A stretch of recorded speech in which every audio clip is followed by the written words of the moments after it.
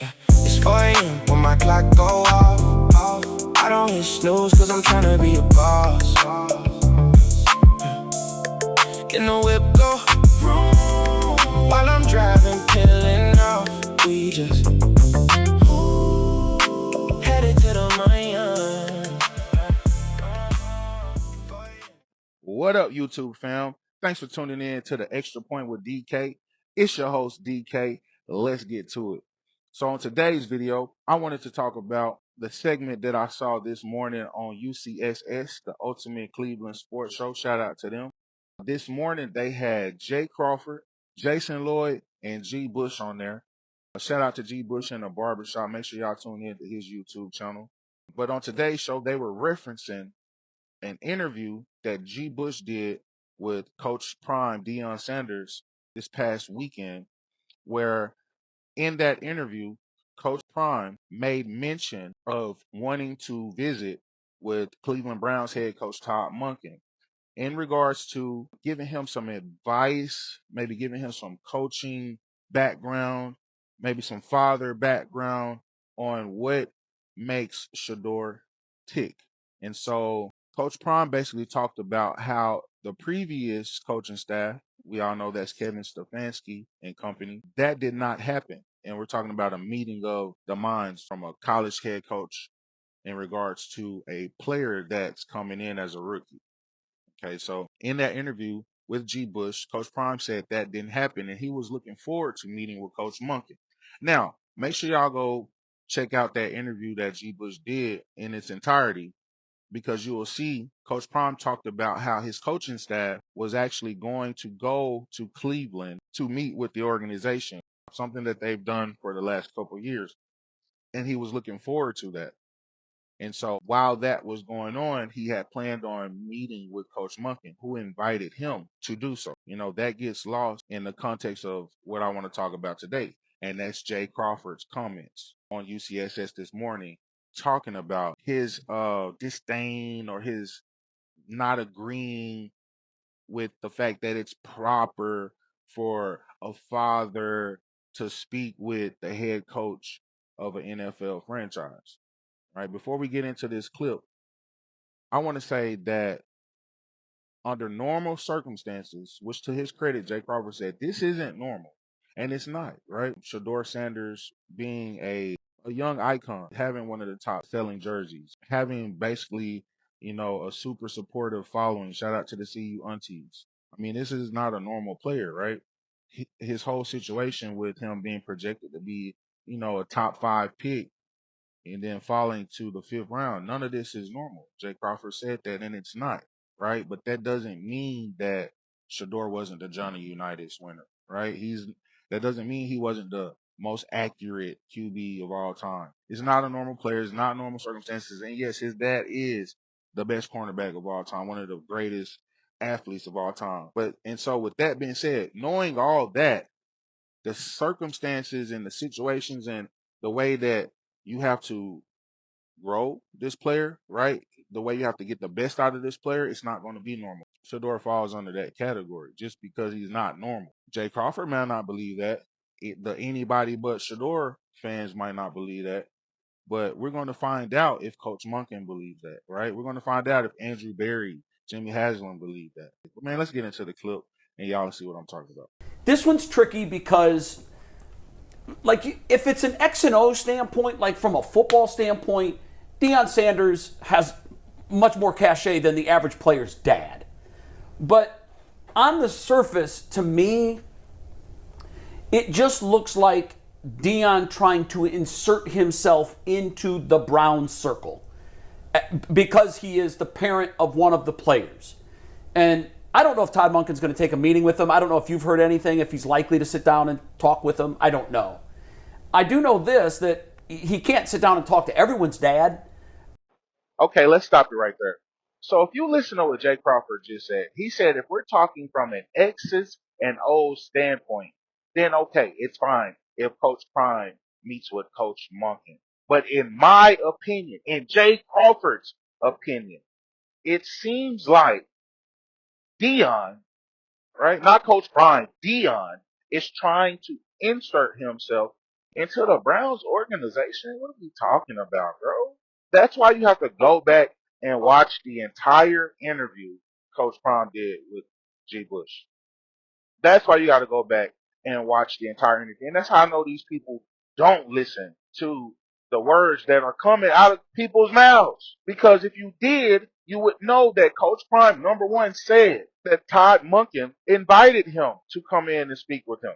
And he was looking forward to speaking with Coach Monken about Shedeur. He said that that never happened the year prior with the previous coaching staff. Before these comments, Jay Crawford was speaking about Odell Beckham's father. I don't know Odell Beckham Sr.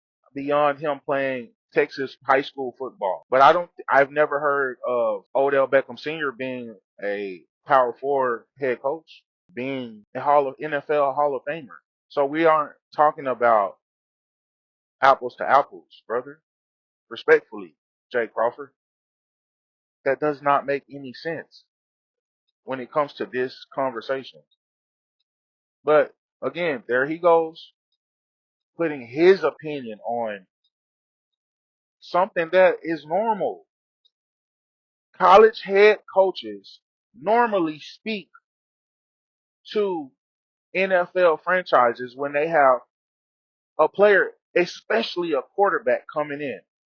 Because successful franchises, competent franchises, competent coaching staffs, they want to get the best out of said player, even if said player is going to be a third string quarterback, even if they're not going to play their rookie season. The coaching staff's job is not only to win games, but to develop players, because that helps you win games in the future. That helps you win games when your 40-year-old quarterback goes down.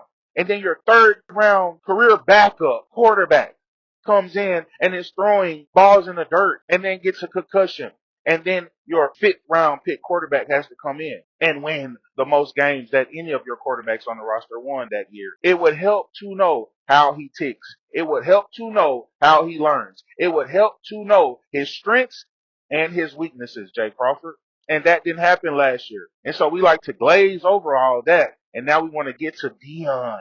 No, Coach Prime. We want to get to Coach Prime. And what he's saying, he respects Mr. Andrew Barry. He respects Jimmy Haslam. He has respect and he has a relationship with Coach Todd Monken. But you struggle to understand this, Jay Crawford. And that's why you're missing a point on not only Shedeur, but the team this year. Because I do believe that the Cleveland Browns have enough young talent mixed with veteran talent, on top of the fact that they have the weakest schedule on paper going into this season. They have the ability to win 10 games. Coach Todd Monken did it at Georgia. He elevated Lamar Jackson. He won 2 national championships at Georgia when everybody knows Georgia had straight defense.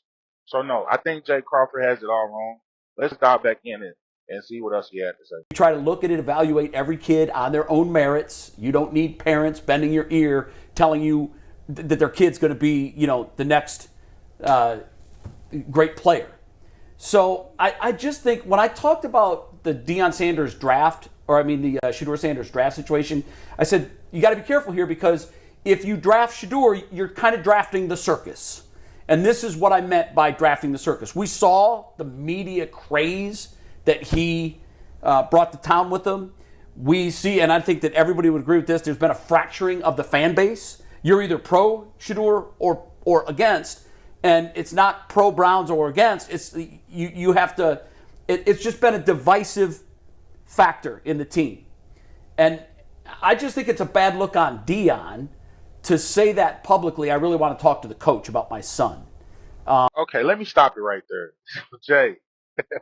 Okay, Jay Crawford. So those comments about anybody who drafted Shedeur knew they were drafting the circus. That type of comment has such an undertone to it that anybody being objective listening to it can understand exactly what I mean by that. It's ridiculous, man. And then he talked about how it has divided the fan base. When he talks about the division in the fan base, he's not talking about if it benefits the Cleveland Browns. He said it himself. It's strictly on a percentage of the fan base not liking Shedeur, not liking Coach Deion Sanders, not liking, and I'll say it for him because I've heard him say it before, not liking the supporters of Shedeur Sanders. So it has nothing to do with if we want the Cleveland Browns to succeed as a fan base. It's by any means necessary, anybody but Shedeur. And that's, in my opinion, that's the problem with some of the Cleveland Browns fans, respectfully. Because there's not another franchise where they want to win a certain way. They want to win without this player. No, every franchise in the NFL wants to win, and they don't care who is at quarterback. If that quarterback can get them to win, then they want to win. If that quarterback can get them to the promised land, then let's part the Red Sea and get there.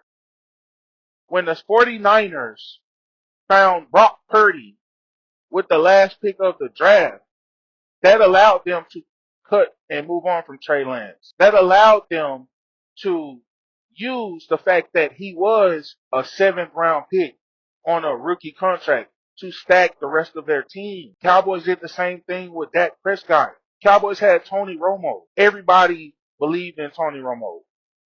The Cowboys were right there knocking on the door, and then next thing you know, Tony Romo got hurt, and this 4th round rookie, Dak Prescott, comes in and stays in. Most competent franchises, even though the Cowboys struggle with that competency, but they're getting better here recently, they go with whoever gives them the best chance to win, regardless if the fans don't like that person or don't like that person's fans. Nah, Jay Crawford. See, somebody needs to tell you, brother, that it's Coach Prime, or it's Coach Deion, or it's Coach Todd Monken.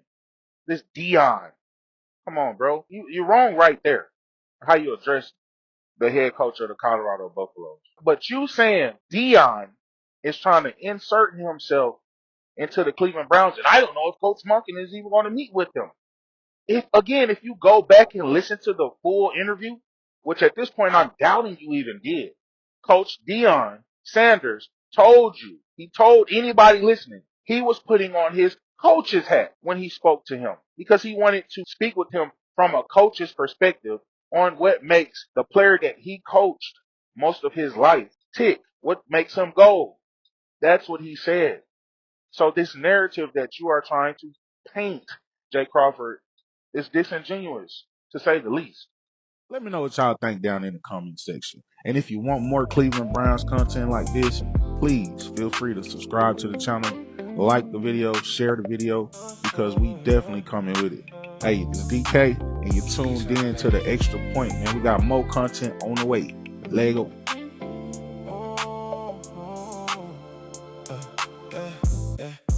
It's 4 a.m.